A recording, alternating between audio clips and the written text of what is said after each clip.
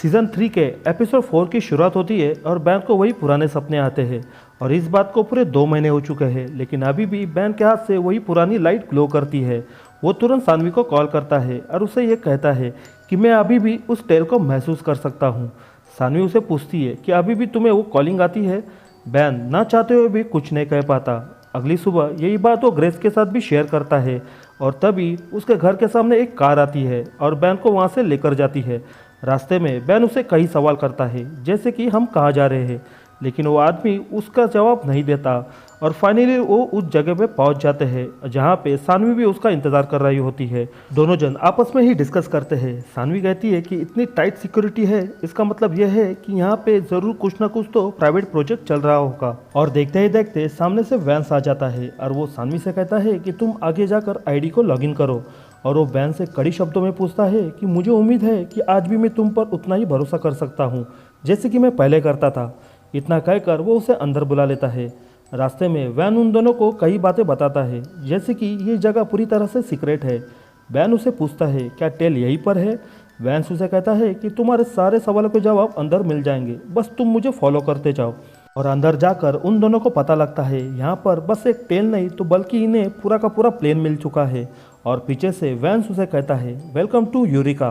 घर पर Michel EV की मॉम को संभालने की कोशिश करती है और तभी उन्हें फिर से वही सेम दौरे पड़ने लगते हैं। इतने में वहाँ पर जीक आ जाता है और वो उनका पेन को खुद महसूस कर कर उन्हें संभालने की कोशिश करता है। इस पर मिशेल उसे फिर से पूछती है क्या अब तुम लोगों के माइंड रीड करने लगे हो।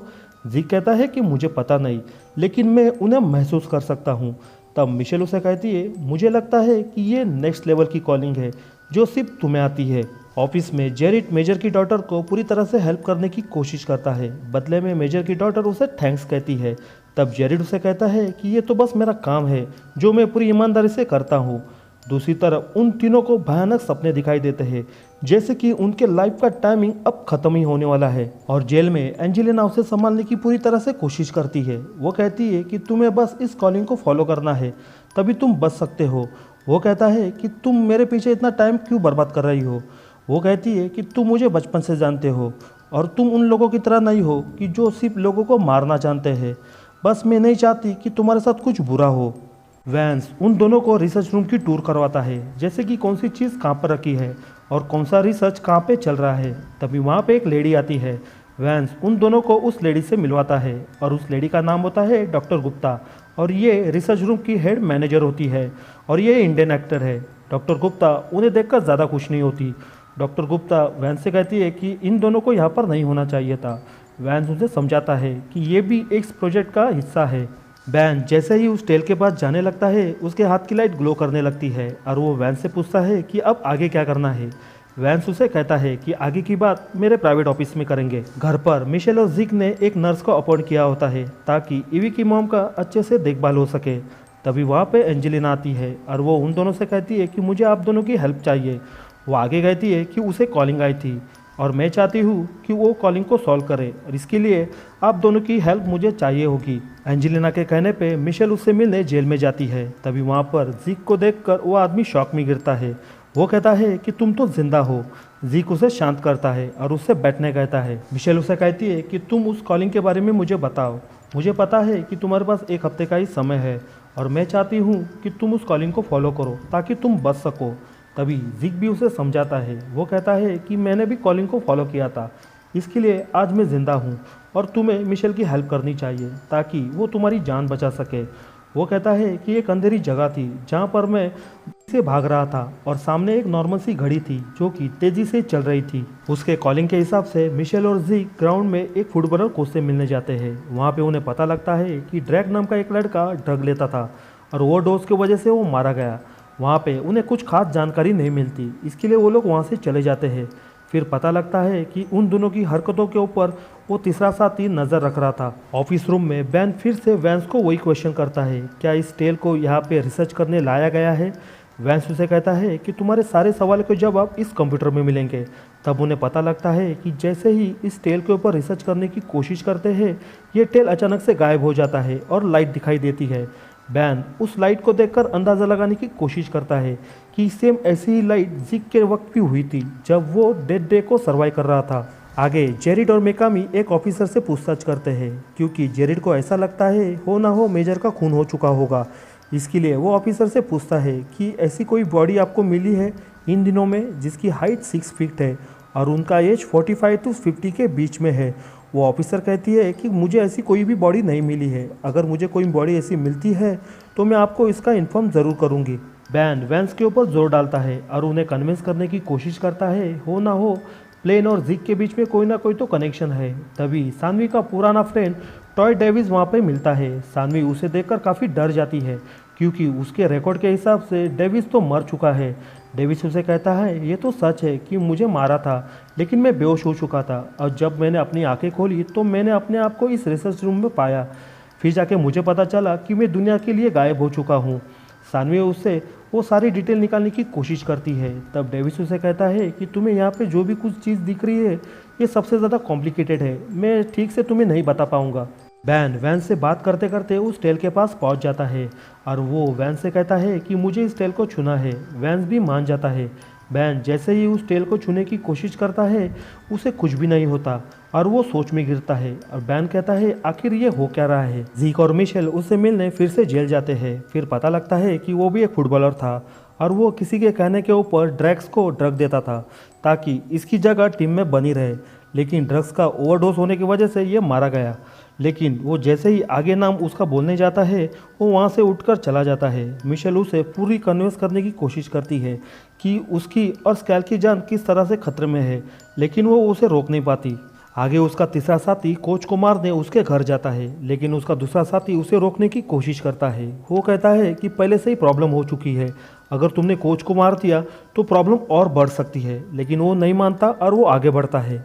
रिसर्च रूम में सानवी और बैन आपस में ही डिस्कस करते हैं। सानवी कहती है कि 2 साल के बाद मिला प्लेन, मेरा मतलब है कि उसके ऊपर इस तरह से रिसर्च करना क्या ये सही है।